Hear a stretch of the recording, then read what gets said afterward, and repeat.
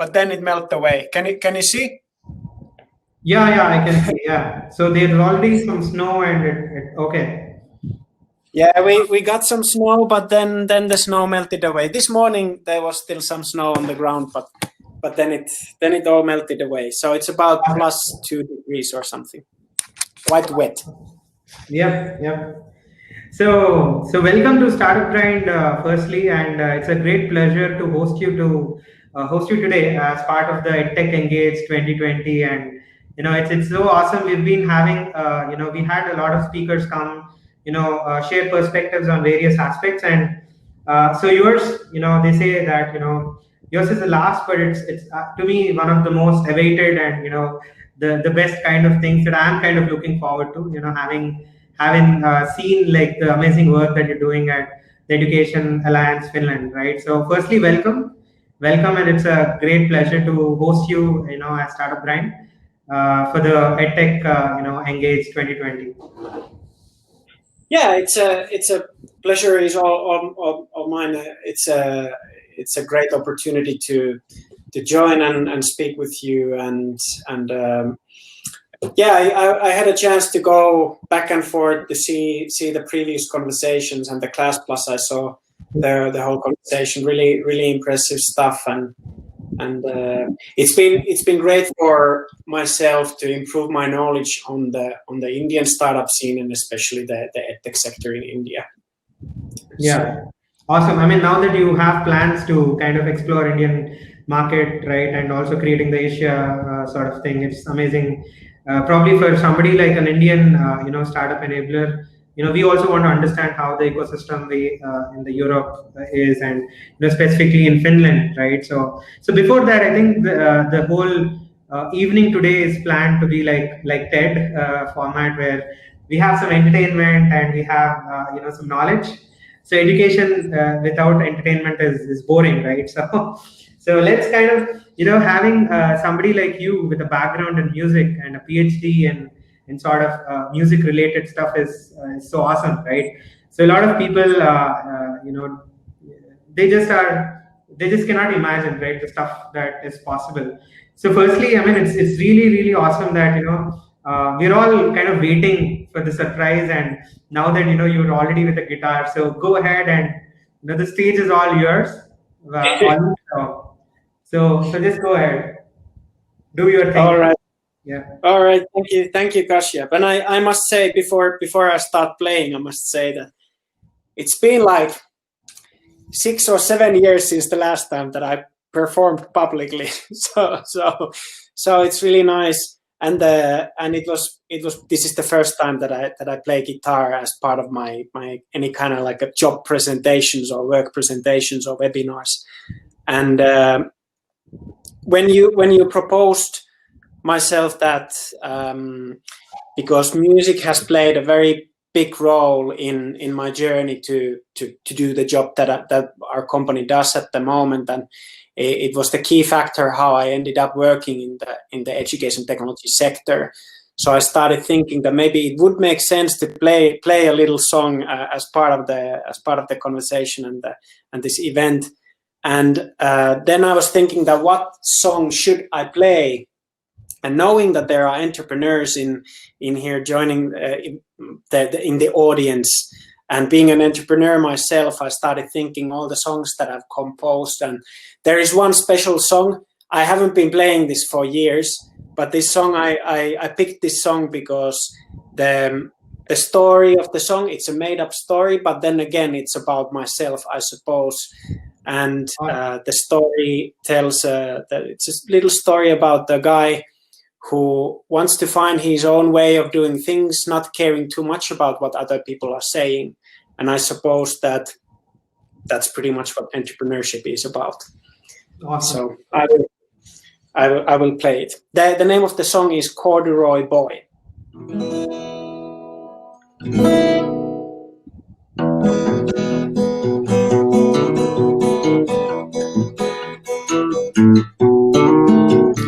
Across the street, I see my old boss, she's waving at me. Wants to know if I'm still willing take a chance on fashion selling. I say it's quite so clear, I'm done with that you hear. Pink is the new black this year. It ain't my color, I am more into brown, you see. I don't care about the fashion, I wear corduroy, baby, it's my passion. My father told me to be brave and walk my own way, no matter what you peace will say. Kids are hanging at the metro station, look at them, you see reincarnation. Boy with baggy jeans is taking the chick home. He's putting here from Sean Combs rap poems. I see it all so clear now. This ain't my game, I'm moving too slow. Pink is the new black this year. It ain't my color, I am more into brown, you see. I don't care about the fashion, I wear corduroy, baby, it's my passion. My father told me to be brave and walk my own way, no matter what you peace will say.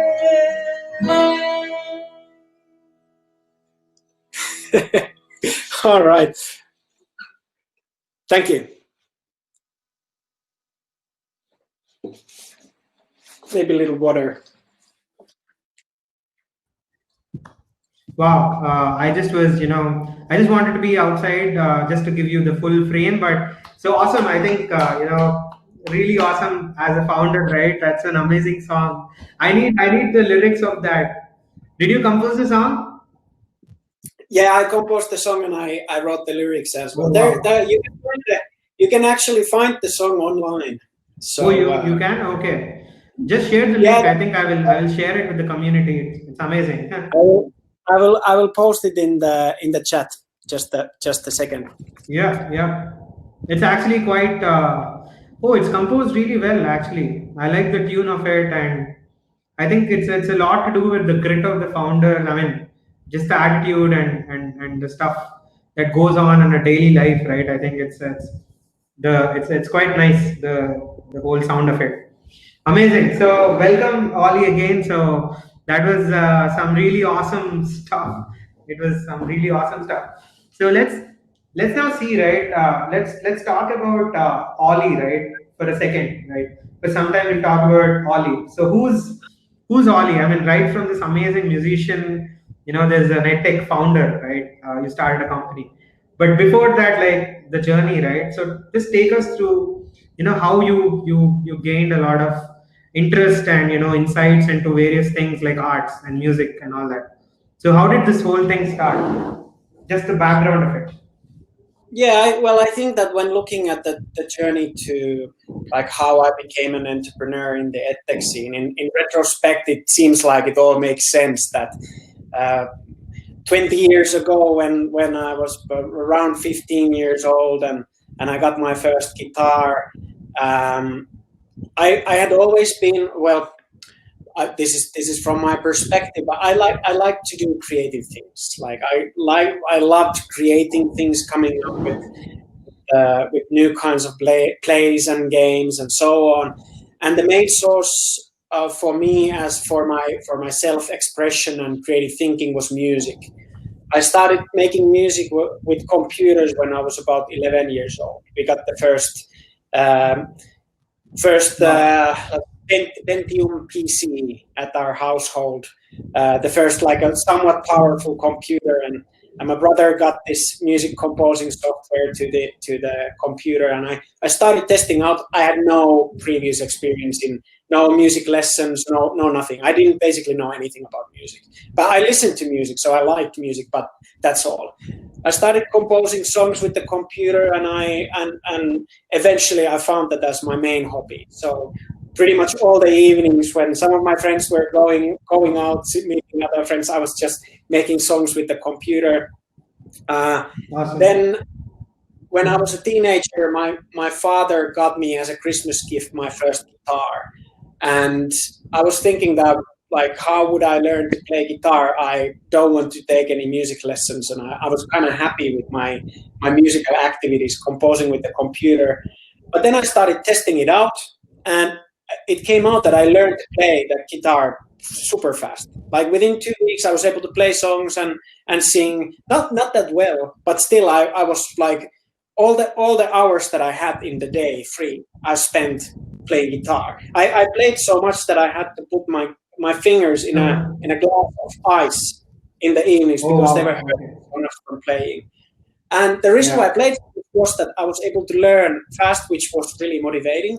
And the reason why I learned fast was not because I would be some kind of like a talented person in music, but it was because I had been doing songs with the computer. So without me knowing it, I had been building this deeper understanding of how music works, what's the structure of music, what's the idea of music and musical songs, but when composing own songs. So I knew about melody, progression, meaning of rhythm, and all that. And because of that, I was able to learn fast.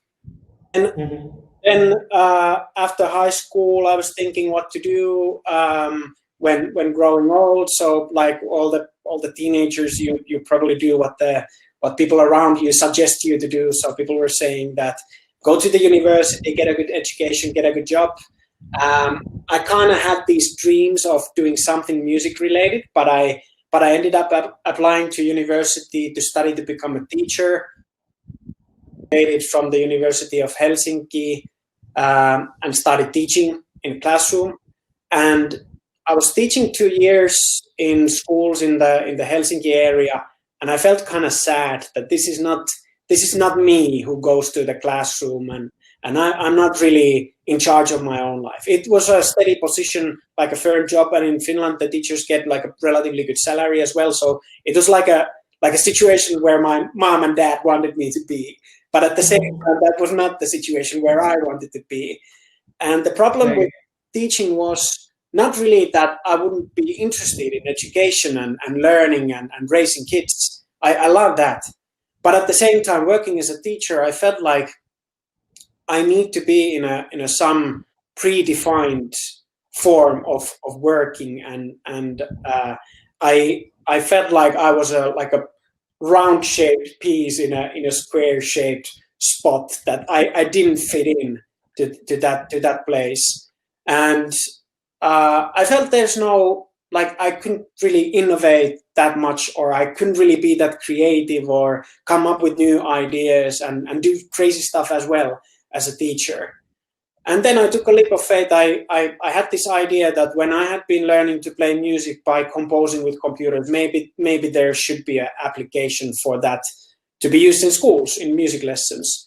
And I started taking that product idea further. I quit teaching. I started writing doctoral theses to test the idea further. And I was pitching the product idea to one of these governmental investment organizations in Finland. And they said that, hey, Olli, there's a company startup in Finland, music startup, who already has done technology and an application that might work for your idea. And then I contacted the company, and eventually, throughout my PhD project, they hired me to work in the company, and the PhD is still not finalized. That's the way how I ended up working in an EdTech field, developing a music learning solution there. Wow! So you actually finished your PhD after you worked for EdTech, or you were? I haven't finished it. It's okay. Still work in progress. It's still work in progress. It's keeping me up in the evenings that I have to continue. But there's actually, now being an entrepreneur, it's pretty much impossible to concentrate on research work while being an entrepreneur. Right. So, I mean, you worked in the EdTech space, I think, for a long time now, and you've seen products not just in Europe, but also in Asia, and you've had connections around, the world. So, what do you see broadly, like EdTech, right? When you talk about education technology, and as somebody coming from a background in music and developing interest towards education, teaching, you've been at the center piece of it, the most important piece of it, right? So what's your quick kind of broad vision or about EdTech at large, broadly? Well, broadly, I see. Of course, when I think about EdTech and use of EdTech in for learning purposes, I think it from teachers' perspective. Yeah.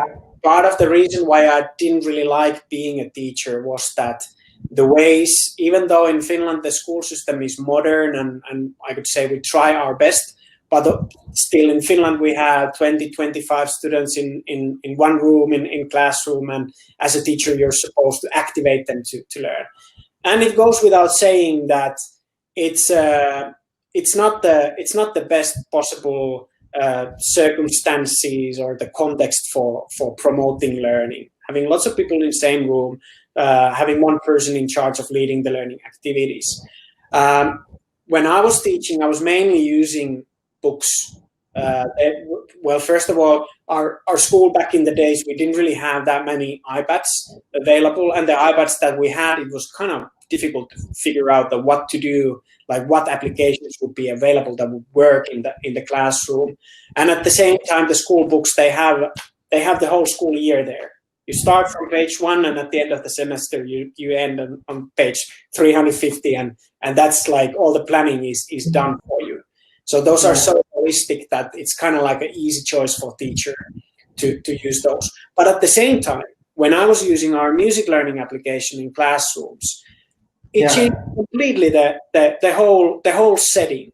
Like whereas with music theory books or me playing a piano and trying to force kids sing, I was able to have students to compose their own songs, be creative, collaborate with others, teaching others as well, which makes students feel really good. Teaching the teacher as well, like what are the best ways of using the application, because really fast, young children, they understand the possibilities of an application and they can be the experts. And that's really healthy for the whole situation of teaching. And at the end of the day, what EdTech really is about is it's about interactive content. And having interactive content for learning purposes, it has so many different advantages compared to static print material that you can do exercises, but you don't get any feedback immediately. You don't get any rewards. You don't get any learning community that from people around the world that you could share ideas with, or you don't get to create things that much. You can draw or you can write, but that's pretty much the possibilities to be creative with a pen and paper. But with iPads, tablets, with computers, you can make presentations, you can write stories and publish those to the whole world. You can compose songs, you can make videos, you can do coding activities, and you can do project-based learning and all that. So I think that's really where the pedagogical benefits of EdTech really align. Yeah. So, I mean, is this the foundation for starting Education Alliance Finland? You've kind of thought across, and I wanted to ask you, what was the reason of starting Education Alliance Finland? Well, the reason really was that when I was working in the music education startup and I was presenting the solution to teachers, they told me that, well, Olli, it looks like a cool application, but do you really learn something with that? And I'm thinking, you learn a lot. How do I prove that? Right. Yeah. So to me, that it was like a paradox that teachers were so used to music theory books that when you give this interactive application for them, that is providing a fun learning experience, engaging learning experience, teachers become skeptical. And I come from a company where, like the music education company, we had like 3 people developing the solution, and teachers were used to buy learning material from 150-year-old companies with 1,000 people producing the content for them. So there was this kind of trust issue as well, and they seemed very skeptical. And at the same time, I saw that if you compare our music learning solution against learning science principles, like what are the aspects that affect positively on learning, our application aligns with those science principles much better than any music theory book in the world, because it provides immediate feedback, it allows collaboration, it allows meaningful social interaction, it allows creativity and self-expression. All those elements based on educational research are really beneficial to enhance the learning experience and improve learning outcomes. But how would I prove that in a simple and trustworthy way for the teachers? That was really the problem for us. And that got us thinking, me and my colleague in the music education company, we started thinking that there should be a way of proving that these EdTech applications, new innovative ways of learning, align well with learning science principles, align well with a national curriculum, and that way would be that would provide an asset for the company to easily convince the buyers that my application is amazing. Yeah, that's the way how we ended up starting Education Alliance Finland. So what we do is we evaluate the pedagogical quality of learning solutions, and we crowdsource the evaluation process so that we have now 110 teachers in Finland evaluating solutions, and we have this academically backed methodology that we use to evaluate the solution. So it's very systematic, it's science-based, developed together with researchers from the University of Helsinki. And the way to evaluate the solution is agile, it's fast, where you can get the results within 3 weeks.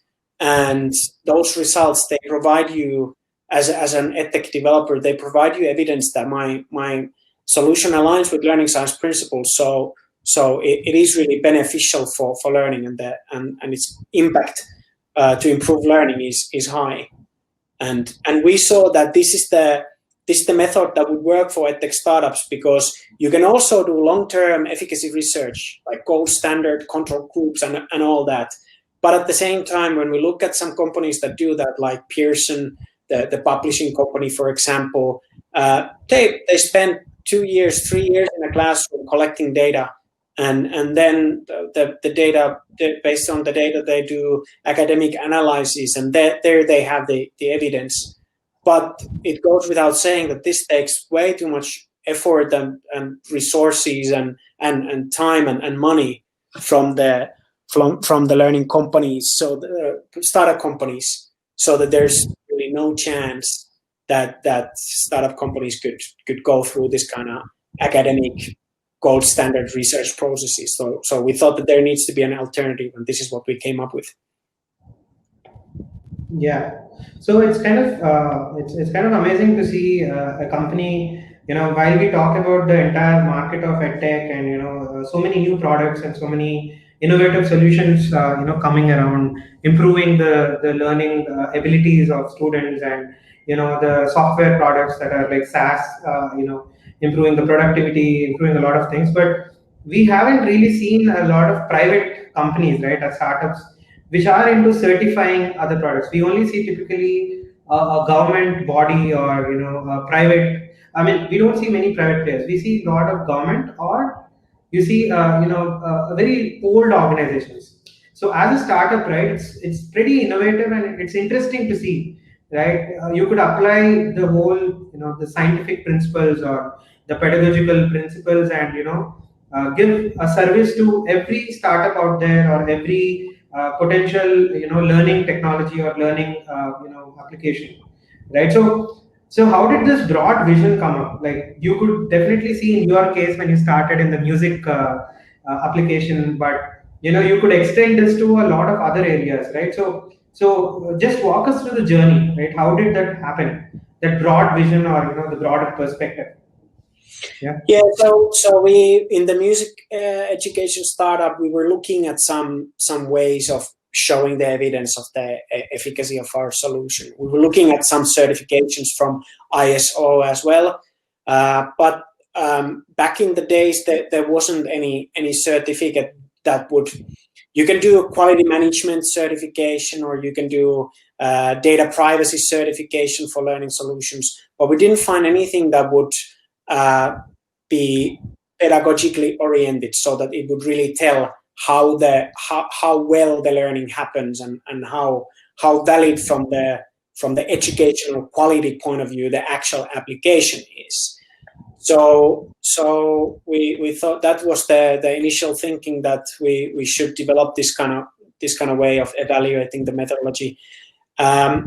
Then another thing was that, of course, in the beginning we started doing the evaluations. We started inventing what might be the right criteria to evaluate the solution, and we started doing the evaluations for different companies. And those companies, they were not so interested in because the certificate itself didn't really exist back then.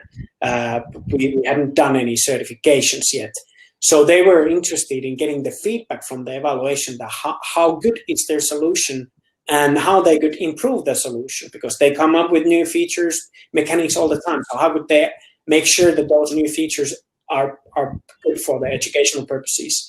So we started doing the evaluations first for companies that we knew, and we reached out to different EdTech companies. We started doing the evaluations. They basically, when they ordered us to evaluate, they paid us to give very rigorous and systematic feedback of their solutions. And eventually they started asking that. They looked at the reports that we were creating. They had like 60 pages long report that they explains it inside out why their solution is good and what are the development areas. So they started asking that when they go through this rigorous process, is there a way to sort of easily show to clients without showing the report itself that we have gone through this process and these are the results? And that was the idea. When we thought, okay, we must establish a certification, because these companies they have been so kind to try this out with us. So now we need to give them something that meets with their purposes to help getting more sales and convince clients.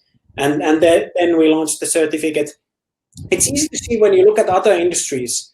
Like, for example, if you look at the construction industry, you build a bridge, and you need to make sure that the bridge is steady, that it's of good quality. You can drive with a car on the bridge.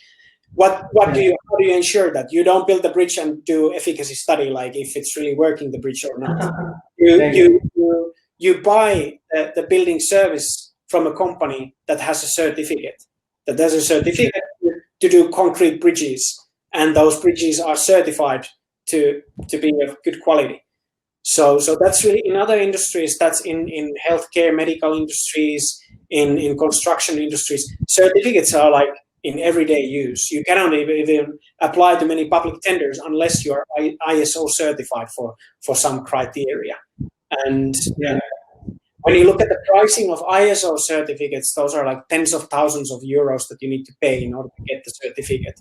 We realized in the beginning that that's the old way of doing certifications. We don't want to copy what they are doing. We want to invent a new way of doing certificate, so that the outcomes and the results are highly valid, but at the same time it needs to be more agile, and the pricing structure needs to be completely different, because this needs to fit for startups that are many times trapped and don't have like extra 30,000 euros to put into a certification.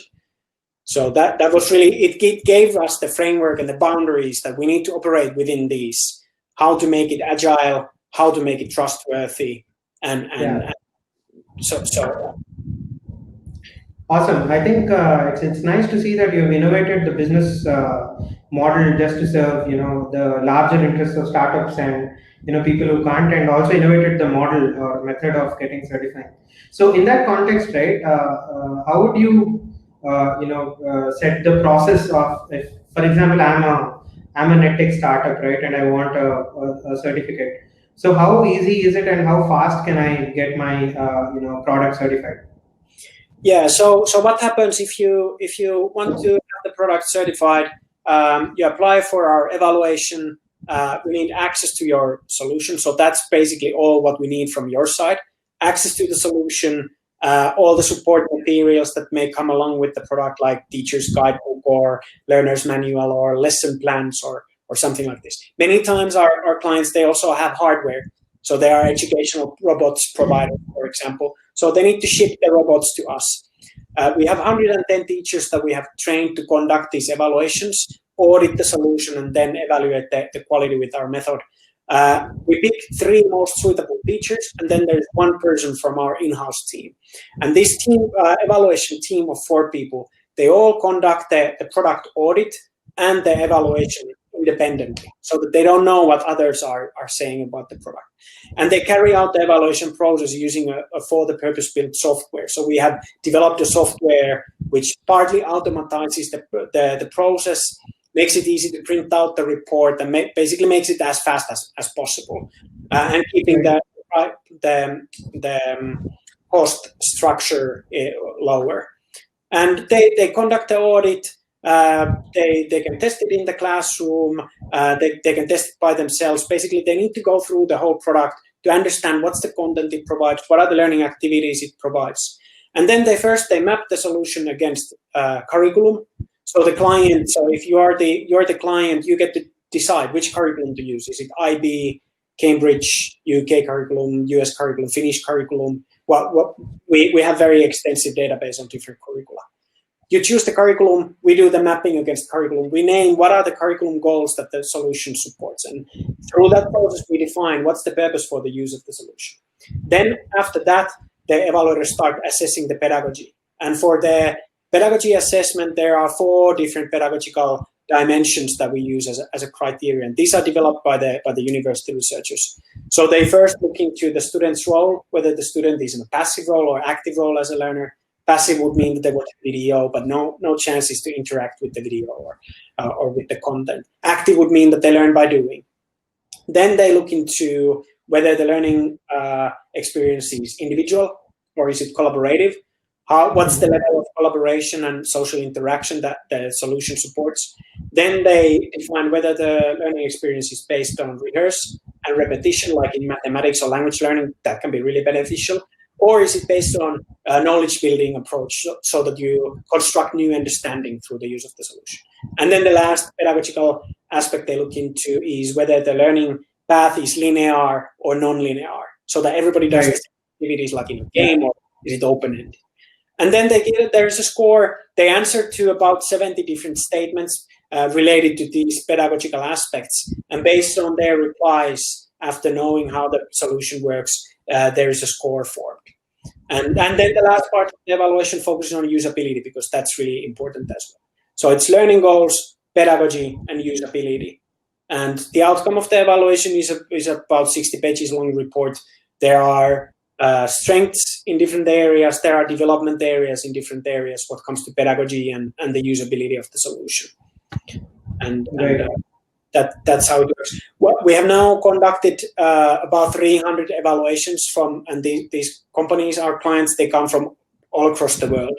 So they come from China. There are many coding companies, code learning companies, robotics companies. In Southeast Asia, there are a lot of language learning companies. We work with publishers as well. So when publishers are developing applications or digital books, we have worked with Italian, Danish, and Finnish publishers. Then in America, there we have quite many clients from the States as well. Quite characteristic product from the States is maybe more on the learning tools side, maybe not so much on the content side. And it varies from even babies products to elder people products. It's all the scale is really broad. Right. So what's your current focus, as EAF, you can serve a lot of markets, as you said, the schools, the higher education, the university education. But as a startup, what's been your strategy in terms of go to market? Well, I would describe it. We are all first-time entrepreneurs when running Education Alliance Finland. And I think that kind of shows that we started doing what we are really passionate about. We didn't start it by making a market research and refining super good business plan or strategy. We started doing what we thought that there's a need for this, and all the growth that we have gained has really happened organically. We have raised now altogether about €1 million in funding part of that is from Business Finland, which is Finland's governmental funding organization. About 300,000 is from there. We really have strong focus now in Asian and Southeast Asian markets, because most of our clients nowadays, they come from those areas. The next thing that we want to expand to are study programs. We have been doing curriculum evaluations of different types of study programs, but we all know that the after-school market is huge in China, in different Singapore, different Asian countries. I suppose also in India, many children at the school, they go to some learning club, mentoring place, or some sort of after-school activities. And we can with those we when we evaluate the study program like that, we evaluate the curriculum, and we call it curriculum evaluation. So those are really the things. We just raised 425,000 euros money for sales and marketing purposes. We do one project with the Ministry of Education in Austria at the moment, and part of the funding round was to support that project. What they want to do in Austria is to take our quality system and localize it there. So it's a ministry project, and we work as a partner for them, providing the criteria and basically the whole model, how to run a quality system. But yeah, those are. It seems like it's organic. We need to go where there is demand, and we've been trying to do that. And sometimes it works out well, sometimes it doesn't work that well. But so I mean, I think you were also there in the session before this, where we hosted Class Plus founders, right? So you see how big the market even in India is with respect to the coaching centers or the tuition centers, which is after school, or so it's pretty huge. I mean, there are a lot of tutors who are independent or who are freelancers, and they also have their small institutions. So the market for the way I look at the potential, the value that Enterprise Alliance Finland can create is that there are a lot of independent teachers and small time institutions that are not perhaps accredited by big bodies, right? And they, however, run some institutes. They end up using some EdTech products and stuff like that. So it's a lot of very unorganized sort of micro markets with a lot of micro entrepreneurs who are doing a lot in the field of education, and there is nobody to really tell them, right, if their practices are right, if they can probably improve, and if so on and so forth.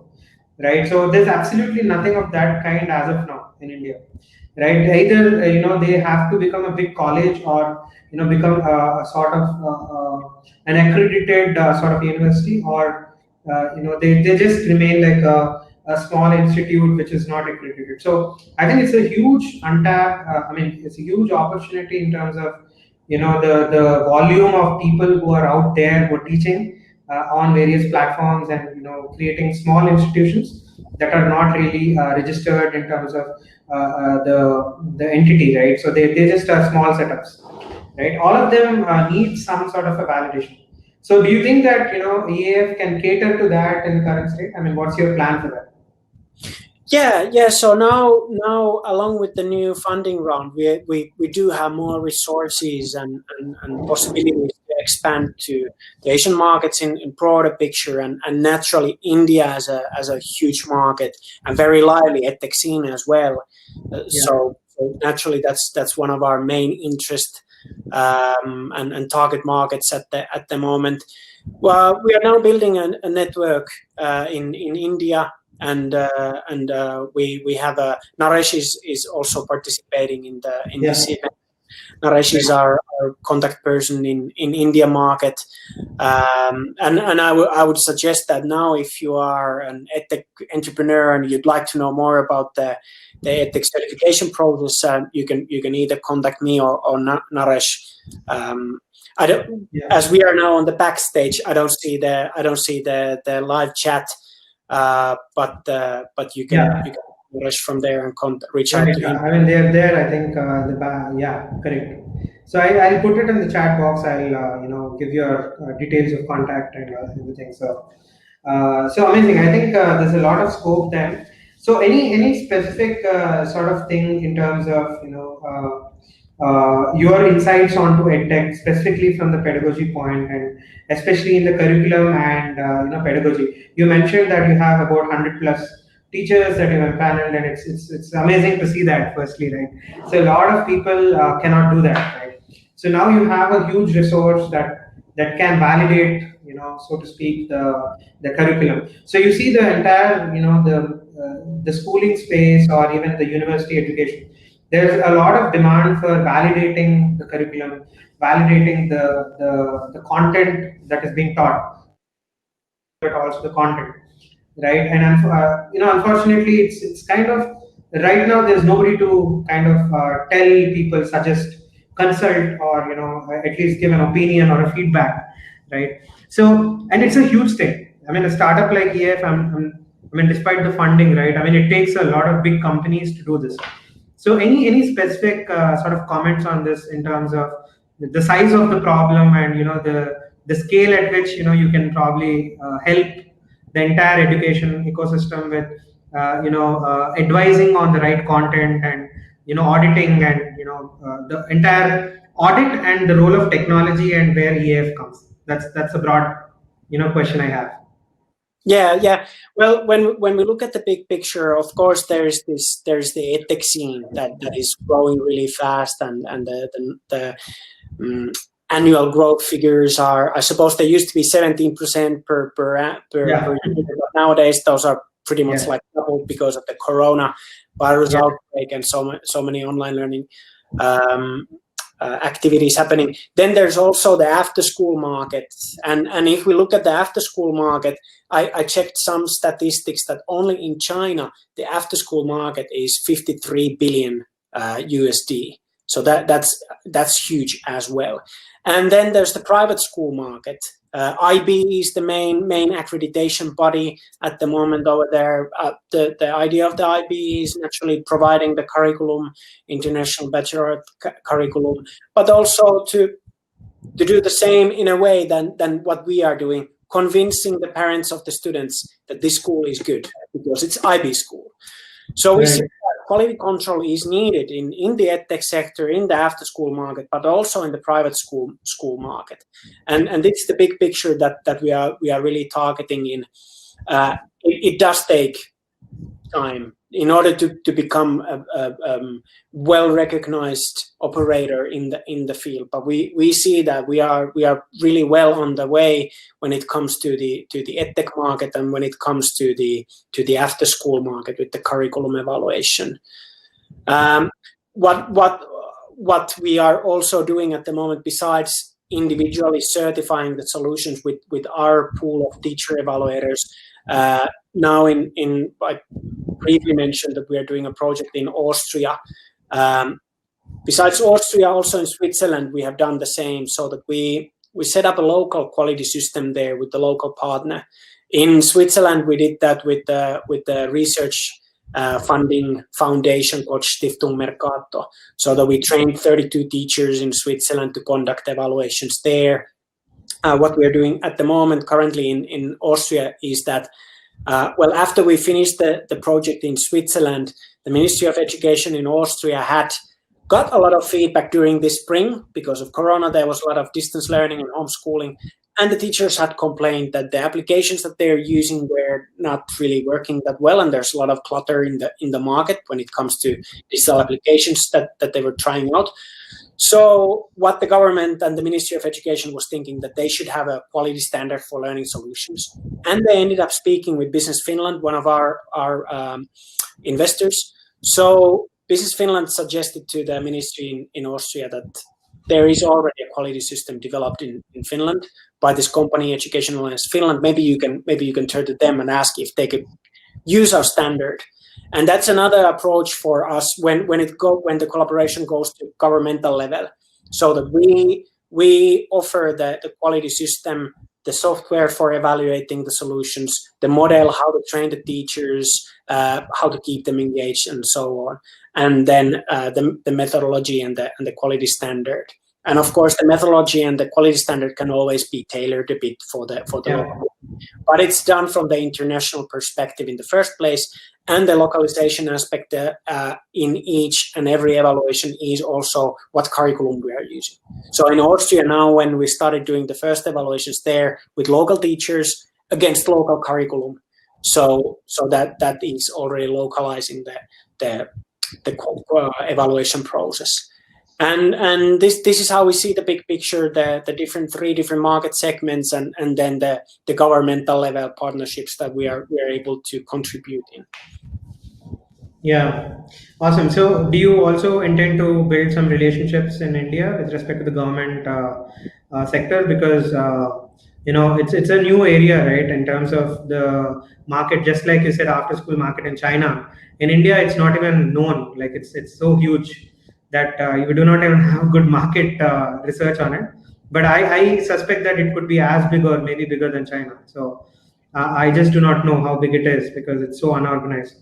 So any plans for India in terms of government relationships with certification? Well, I think that it's more like a general principle for us that when we go to new market, we really rely on the local partners, because the local people they are the experts they know the market much better than we do. So our approach has been in different markets that we try to find a local partner, and we have now found a partner in India, and now we are in the stage where we develop the strategy that is it for sure. I would see that at some point the governmental level collaboration we try to do that as well, because it's really it can bear a lot of fruit. Like it can be really beneficial model, but it maybe not the first thing to do. So we need to use the knowledge from the partners to really refine the strategy in a form that we can trust on it, and we can be proud of the strategy, and then we can move accordingly. Yeah. So I mean, just in terms of the scaling of the solution, right? You mentioned there are a lot of teachers to evaluate the pedagogy, and so if the scale increases, I think it's not very feasible to have so many human interventions. But at the same time, this is something that requires a lot of human intervention, right? That's the pedagogy. So any plans in terms of using AI, artificial intelligence or machine learning, to sort of get a solution that is very, very scalable, especially when it comes to different countries? There are so many parameters. Like, is there a grand framework that you have thought in terms of your pitch, probably to raise the next round of funding? When you want to grow really, really fast in different countries, and I think technology will play a good role then. What are your views on that? Yeah, it is true. When we do evaluations, we can already say that there's with the use of artificial intelligence, we could probably cut 50% of the time away from the evaluators. When we look at we do everything now in a like relatively analogical way, so that each evaluator is evaluating each product just from scratch, like they start from point zero. But at the same time, when we look at the evaluation data that we have gained now from about 300 evaluations, we see that similar category products, there is always similar type of feedback that they're getting. So that we can easily start defining these patterns, that when there's a certain product with certain mechanics, and when the teacher has explained that this product has these mechanics, the system can already start suggesting that maybe this area is something that you should give feedback about, and what the feedback might be based on all the other evaluations from the similar type of products. But this cannot be done by AI alone, because it's a natural thing that even though you have two code learning products, the issues between those two products are not exactly the same.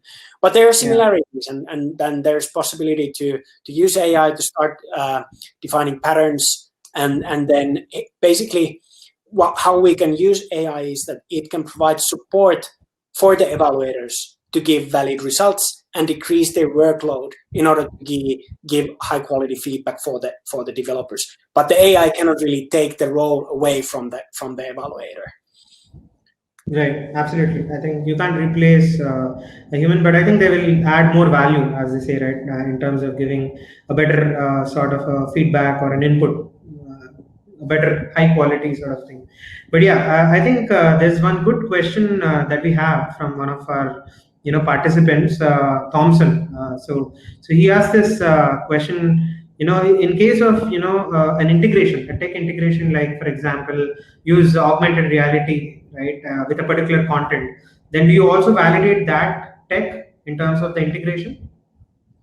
If that tech is kind of a valid thing in terms of pedagogical quality. Yeah, so in all of our evaluations, we evaluate the pedagogy and then the usability. And for sure, when we look at the tech integration, it affects on both of these evaluation results. However, from the we don't do technical evaluation, so that we would look, for example, the code, that how the integration is done, and is it done based on some standard or data interoperability standards and so on. That we don't do. But basically how fluently the integration works, that is evaluated. And then how does it affect on the learner's experience and the learning experience, the integration. If there is effect, we will give feedback on that. Okay. So amazing. I think so what do you think like your future product is going to be? I think you've laid enough emphasis on the importance of the teachers as well as the technology. So there has to be a mix of it. But as somebody who is the founder of the platform that certifies products and solutions and content, and so it's a broad kind of a spectrum out there. So how do you kind of envision this to grow into a super app ecosystem, or a bigger sort of a play, right? In terms of technology, what's the future going to be like? Well, there are different directions that we can take here, and personally, I'd like to explore all different directions, but we probably have to choose our battles. Naturally, the governmental level collaboration is from the business side. That's one thing, and it does require product development and making it easier to governments to adopt our evaluation software and start using with local teachers. So that's one thing. Of course, making the evaluation process easier for the teachers, taking some time away from there, and that's what we want to do. Maybe on the innovative, creative side, and I love coming up with new product ideas as well. We have been playing around with an idea because the corporate training sector is huge, and we have been doing evaluations for corporate training solutions like Education First, language learning solution, and so we do have clients in that area. But what we are really interested in is at the moment how we can even more rigorously help corporations to stand out when recruiting new people.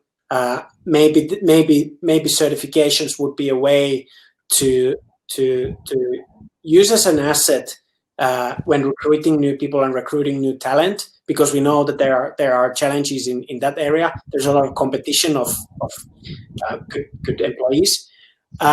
So certifications might help in that area, but also from the employee's point of view, you go to a job interview and try to learn about the job, and you maybe do some Googling about the workplace that you apply to work in. But at the end of the day, it's kind of difficult. You go to a job interview and all the employers say that this is the best place in the world to work in, and we are really flexible, and we are really give a lot of for the workers and so on. But how would the person really know if this is true? And we see that maybe certifications might be something that could help both of these parties, the employers and employees. And this is a direction that I'm quite excited about at the moment. We are creating some new ideas in that area, and let's see, we're experimenting in the near future.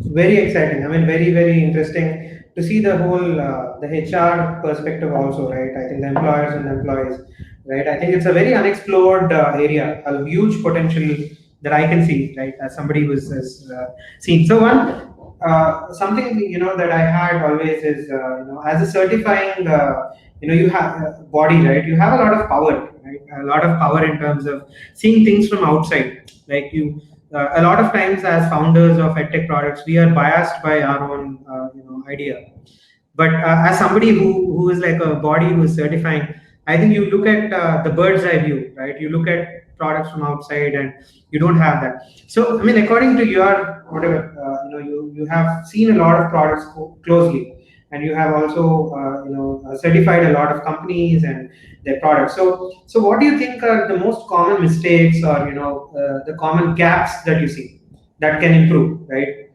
So this could be a good advice, or good sort of a check for all those edtech early stage founders, right?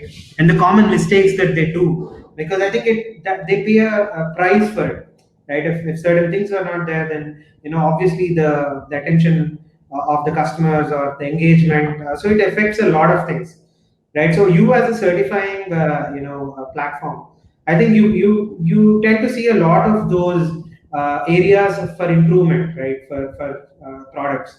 So just very quickly, what are the top three, or top three or four things that come to your mind when it comes to gaps? Well, one quite common mistake for new companies is that the developers of the solution, when they think that if they develop a solution for schools, they think the school from the perspective that how was it when they were students, and they sort of start solving problems that existed 15 years ago. And they want to think, because they fell in love with the solution, because it touches them, because they used to have a problem when they went to school, and they fell in love with the problem solution. But at the same time, when you fall in love with your solution, it might get quite resistant in proving you're wrong, like really going to school and seeing what happens now in school, and is my solution really valid still? We do interview our clients when we see a solution that is really high quality and that has millions of users, so that it's clear that the product market fit is really good. We normally interview the clients a bit like, how did you create the solution? What's the journey that, like, how did you come up with the solution? Normally these companies, they're quite old. So this is for sure. In media, you see a lot of startups that became unicorns, like they're 3 years old, that they're unicorns already, and so on. But when we look at the edtech scene and we look at those solutions that are making couple millions at least in revenue, it's to me at least, it's quite surprising how old these companies are. Maybe it's only in Europe, but I've been surprised. Okay, this is 12 years old company, this is 15 years old company, and now it's really making a breakthrough. So I think that this is really a marathon. If you want to succeed in the education sector, from our point of view, it seems like it's a marathon run. So you better, if you rate, somebody had this great analogy that edtech should be like a camel, that you have a lot of storage for water to keep going forever. And when you raise new investments, try to drink as much as possible. And then, that's a good analogy. As low as possible, so that you can keep going. And that's something we see, that there are really promising products, really nice companies, really good teams, but they are not able to find the perfect product market fit. Their sales cycles are relatively long in the education sector, so they run out of money. They don't have the evidence to show, the traction to show to investors to raise new capital in order to keep. So I think I have seen that quite a lot as well, right? So I think they run out of money, as you rightly said, right? I think the edtech space is more like a marathon, as you rightly said. So you have to be like a camel. There's no other way, But it's a long battle, and it's a long. I think compared to any other sector, EdTech takes a long time, for validation. And I think product market fits are relatively harder compared to other sectors. So it's not for people who probably think that typically 3 to 4 years. It might take probably 5, 6, or 7 years or more. As I said, there's some really old companies, and they become successful after say 15th year of operation, right? And it's fairly. I think you see this more often in education than other sectors. So yeah, absolutely true. Couldn't agree more. It's amazing. I think the kind of perspectives that you shared were really awesome. So, what would be your kind of advice to having a very broad sort of thing? What would your advice be to sort of edtech companies or edtech startups in terms of reaching the product market fit faster, and also the strategy to sort of I personally love your strategy of expansion, right? How you set up stuff in Singapore and get to accelerators, go to UK, and go to the US market. So you've been phenomenal in terms of that thing. So personally, I admire the kind of the strategy that you have done. So any specific advice, or I would say piece of strategy that you think would in generic sense work for edtech startups? Well, I could say the same, that I'm too young to give any advice. You would say that local said, yeah. Yeah. But well, from our viewpoint, what I would say is make sure that the application is relevant, as relevant as possible in the market where you are targeting your product to expand in. It is quite common that an application that is relevant in Finland is completely irrelevant in Sweden, because the context is different, the school system is different. Like thinking about it from the B2B school K through 12 or high school higher education segment. Make sure it's relevant. In schools, it's quite easy to make sure how to validate if your product is relevant. If it aligns with the curriculum, then it should be relevant. And if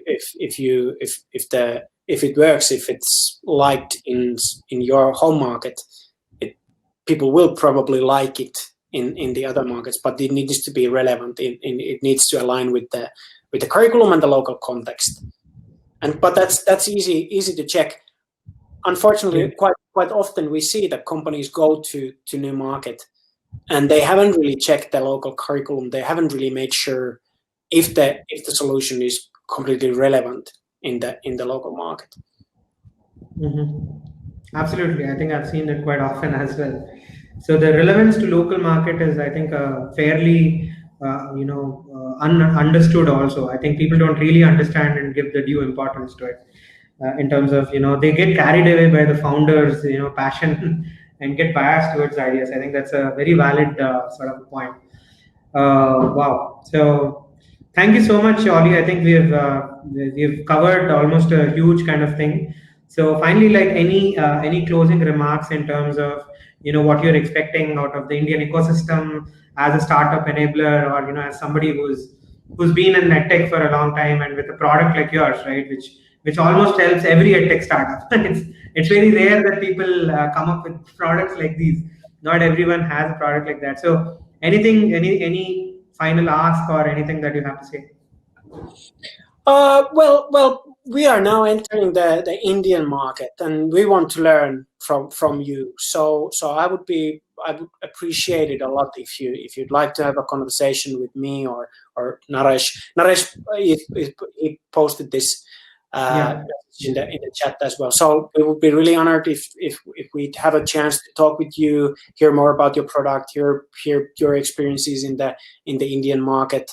And it's not really to try to sell you the evaluation. It's more about having a conversation and understanding each other, and that I suppose we can also share insights and best practices from our side. So in exchange, so it would be really nice to have these conversations. Awesome, amazing. I think a lot of startups are there. I think they might kind of reach out to you. So I think it was quite impressive to see that you're more than just a product. You're more of a consultant who can advise and get people, where they are, right? So you're much more than just a product, as you said, right? And it's not just about just selling, what we have, but it's more about the community of EdTech, just helping around in terms of that value of community and helping sort of education players move forward, right? So amazing.